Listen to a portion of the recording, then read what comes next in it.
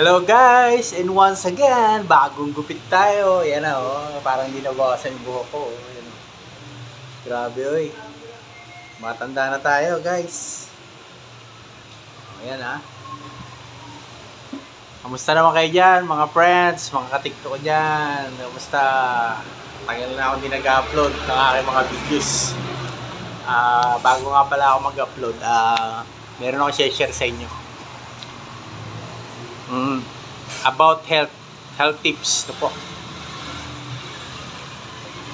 Sino ba sa inyo yung laging napapagod, madaling manghina, nalalata?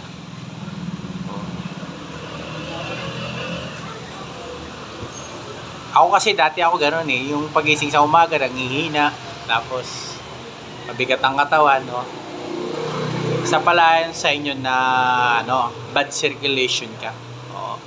Ibig sabihin, hindi maganda yung daloy ng dugo mo sa buong katawan. So, ano yung mga paraan para ma-improve natin yung ating sarili, yung bigat ng katawan natin? Ang unang kailangan natin gawin, guys, mag-exercise tayo, po?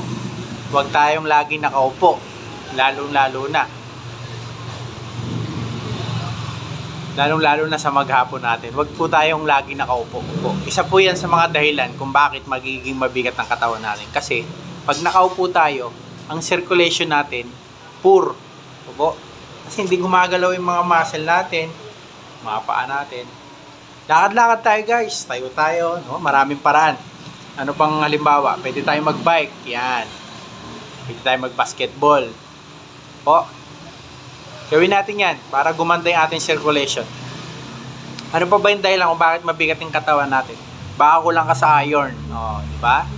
Pag kulang ka sa iron, malata ka. Dali kang mapagod. Ano pa? Pagiging acidic. Baka acidic yung katawan mo. Po?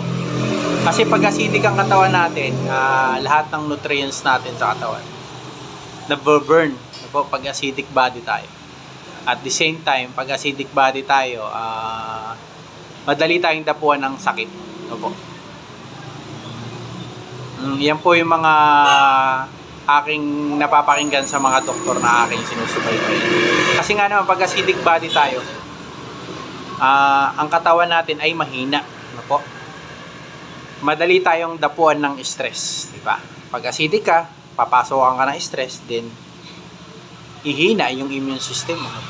Madali kang magkasakit. Kaya dapat tigilan natin yung maling gawain natin, kagaya ng pagpapalipas gutom. Ano bang halimbawa ng pagpapalipas gutom? Yung maghapon hindi ka na kumakain.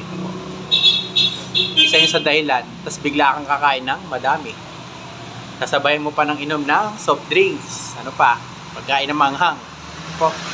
Pag-inom ng gatas, nakaka-acid yan. Lahat ng inumin na may halong chemical, may halong